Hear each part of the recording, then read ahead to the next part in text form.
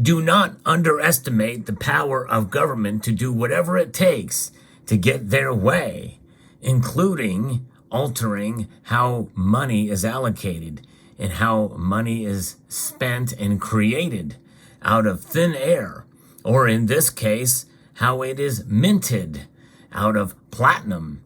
We're going to talk about that and so much more as we explore.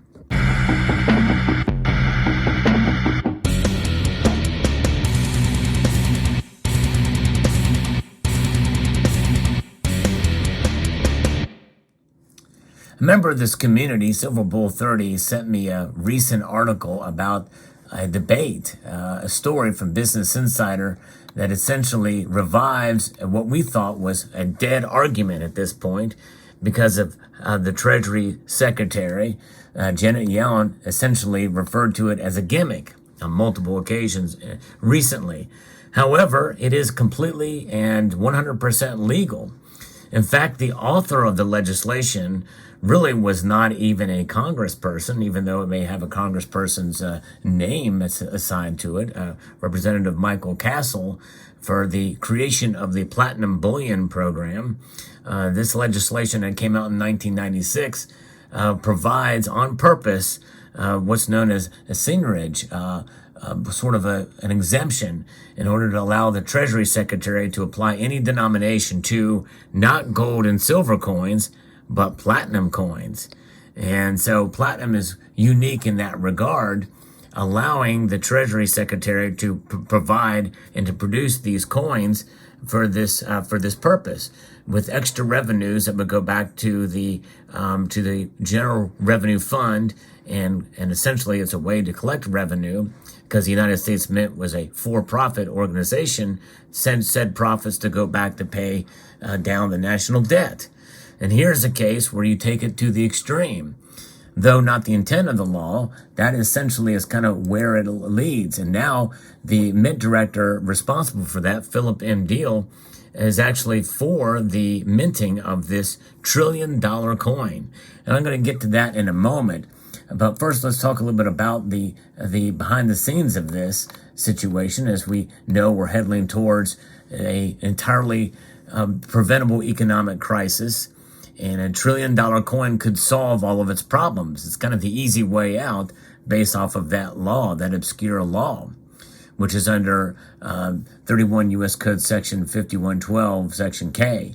And the Biden administration decides if it wants to take it seriously, but Treasury Secretary Janet Yellen said that the government could run out of money to pay its debts as soon as June the 1st, triggering a never-before-seen debt ceiling crisis. Even a short default could cost the country almost 1 million jobs and trigger a recession. But Republicans and Democrats are still waiting for the other to blink.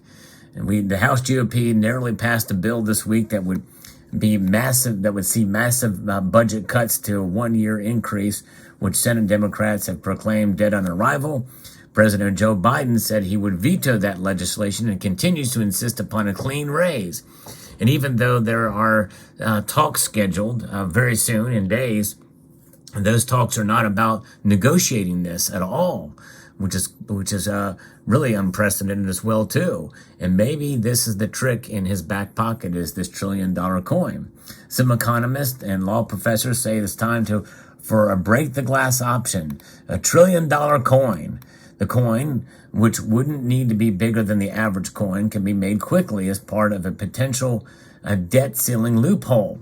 And really, it's not a loophole at all. It was a very intentional piece of legislation, again, authored by Philip M. Deal, former Mint director. The Treasury Department can mint platinum coins of any denomination, and any size, by the way, as well, too. It's led to a school of thought that says Yellen should simply mint $1 trillion platinum coin and deposit it in to pay off debts until a more permanent solution can be found. At this point, if any other solution, the so-called more serious solutions would work, then they would have been used by now. But they keep not actually being strong enough. The coin's the only way, one that's strong enough, according to Rowan Gray, an assistant professor at Willamette University College of Law, who told Insider. To be sure, Biden's administration has not been so accepting of using $1 trillion platinum coin to avoid an economically catastrophic default. Yellen dismissed the idea back at the beginning of the year in January for using a $1 trillion platinum coin. And I'm going to explain in detail again how this works, because the legislation, it gives the Treasury Secretary complete leeway as to the size of the coin, which means it could even be as small as 1/10 of an ounce or even smaller if so desired. However, to do it quickly, she literally could instruct the U.S. Mint to produce this with this very design. And now each year these are made with a different year. Like this is a 2020, but the 2023 Platinum Eagles are out now. Same design, you just have to adjust the dies and sculpt the plaster mold to reflect the year.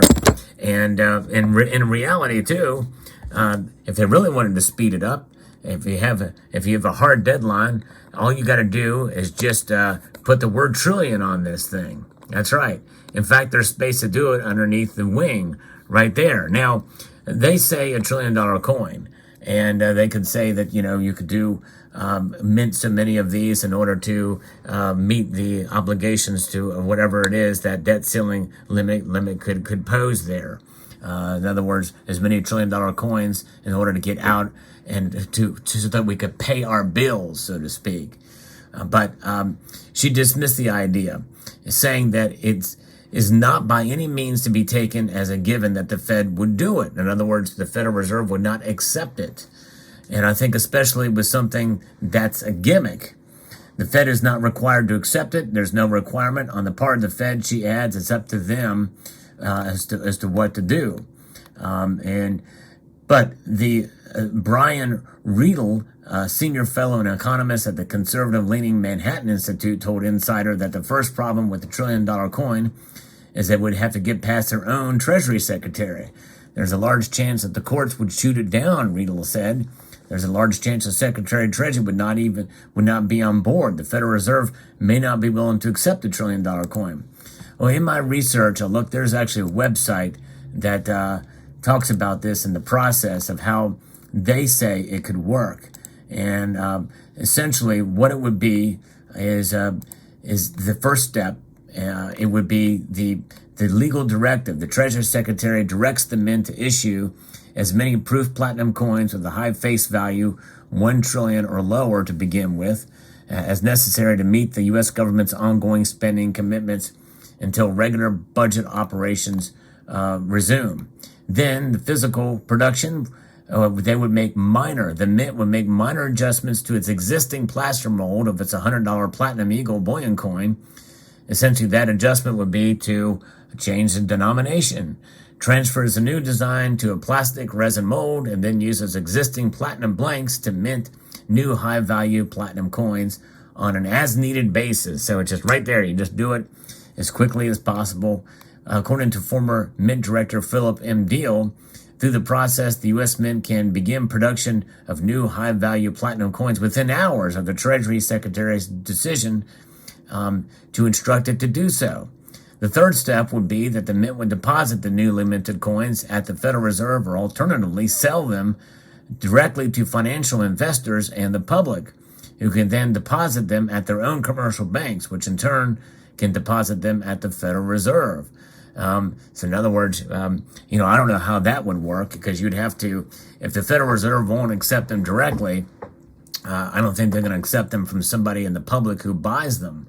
Anyways, in both cases, the Mint is credited for the full nominal face value of the coins via its dedicated reserve account at the Fed, and the coins end up being held as assets on the Fed's balance sheet along with trillions of dollars of Treasury securities it already has. Then the fourth step is transferring seigniorage revenue to the Treasury's general fund. The Treasury Secretary directs the Mint to transfer the newly acquired funds to the Treasury's general operating account at the Federal Reserve, at which point they become available for regular federal budget operations. And that is how it would occur. But the Fed would have to accept them, obviously, and that would be the case. But there's some. I watched a forum about this. It was an hour long, and they basically were saying that the Federal Reserve really doesn't necessarily need, or that the Treasury Secretary should have full power to be able to do this, the whole idea of the Federal Reserve, which is really not in the Constitution. And so basically they're saying they should just ignore the Federal Reserve Act of 1913, and they should go based off of the 14th Amendment, kind of like like they did with wartime and what happened and with the like of with what has occurred with what Abraham Lincoln did in 1862 with the greenback. They call them debt. They call these notes here debt instruments, and so essentially they're almost admitting that this essentially is kind of a debt certificate as opposed to a currency, but in reality it is a currency, and so they use this coin to be able to issue those to account in order to raise that debt ceiling.